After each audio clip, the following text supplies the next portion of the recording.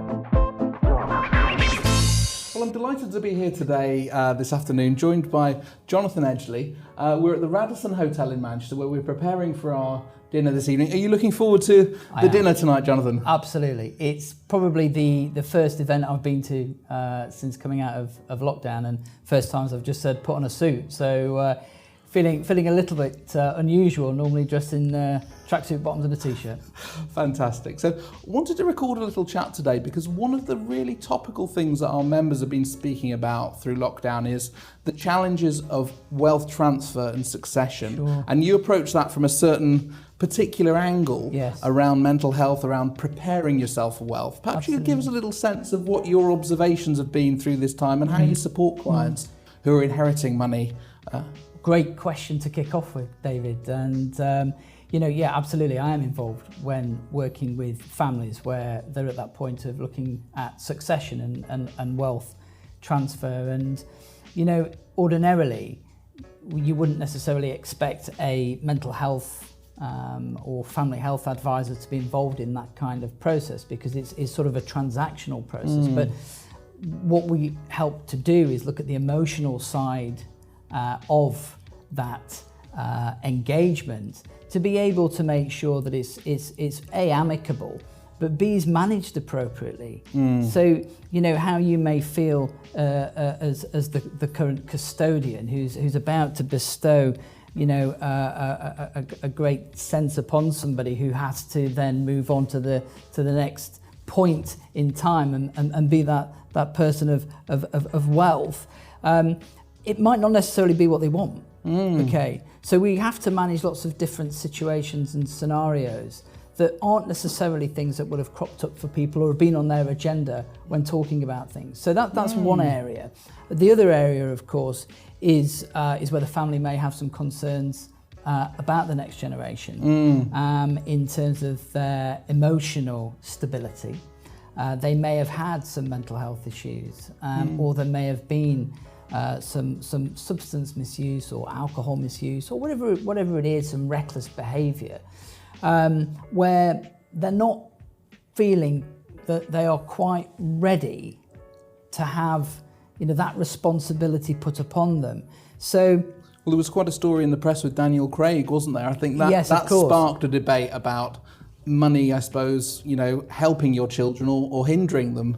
I don't know if you had a perspective on that story. Well, absolutely. Not necessarily that story. Yeah. I'll keep my views and opinions to myself. But in regards to, wealth can exacerbate mental health issues, and also we know that wealth doesn't preclude anybody from poor health, physical or mental. And what we've got to be really careful of is that there's an appropriate plan put in place for anybody that's about to go down that route.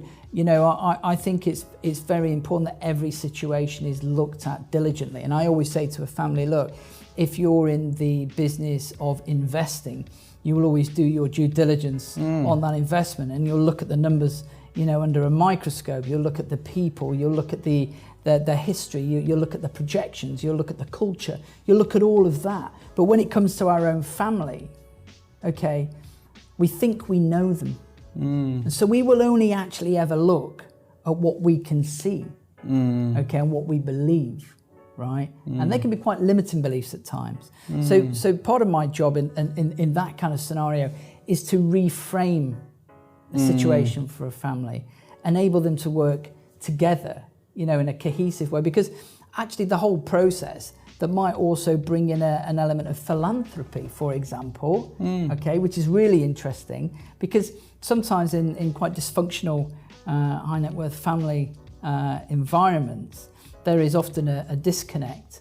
So if we're able to reconnect with a shared purpose in philanthropy, for example, then that can actually help the process because it brings two generations together nicely.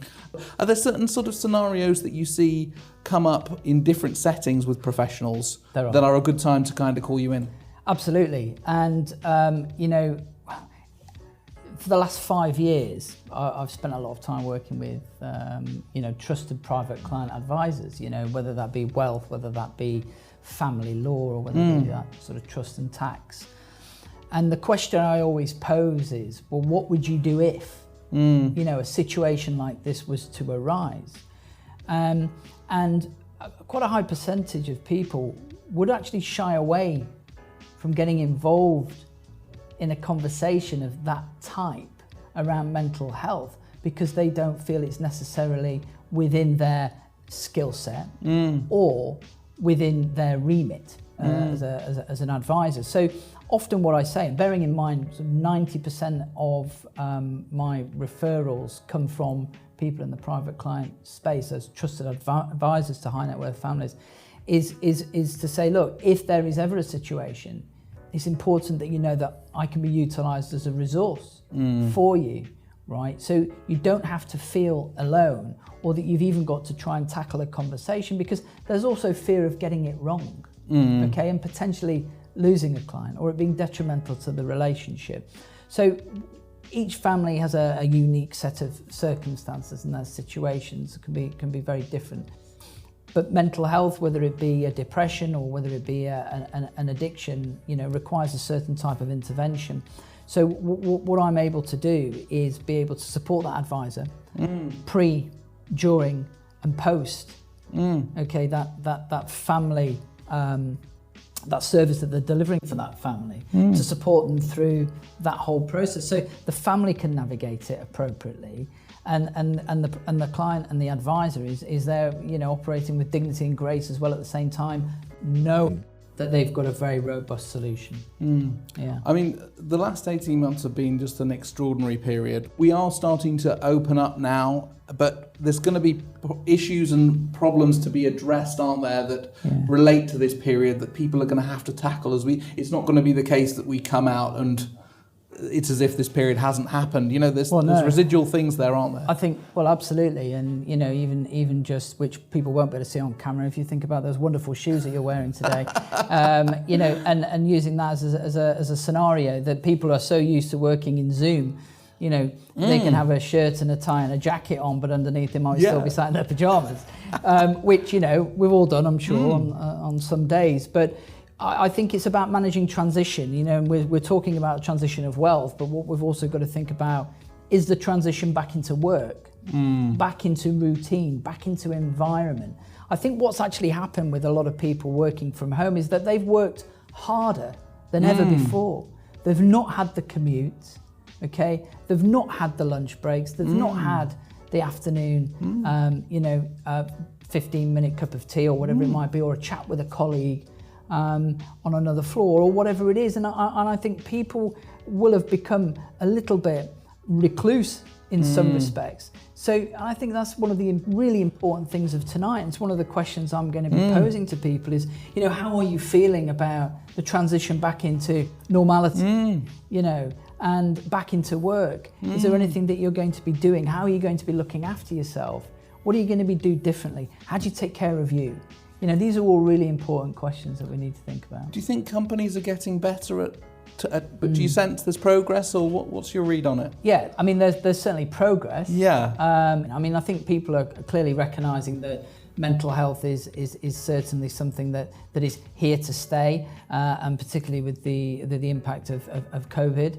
And I think that companies are, in the main, certainly looking at ways to support and improve mental health services within companies for their staff. And your client base is very international. And do you think the UK punches above its weight in terms of provision of health service to people when you speak to people internationally about whether it's specialist hospitals or support? What's your read on where we are in the UK in health services? Well, I think Harley Street's put us in very good standing for flying the flag for the gold standard in mental health, in psychiatry, and also in physical health. And I think people certainly want to come into the UK for health. And we're seeing people flying from the Middle East, recently from Canada.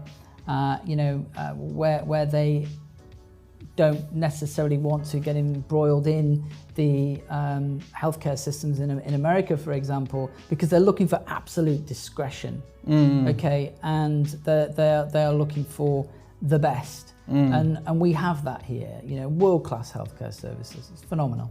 Okay, great. Well, look, Jonathan, lovely to talk to you today. Thank you. Looking forward to a great dinner tonight. Me too. Thank you.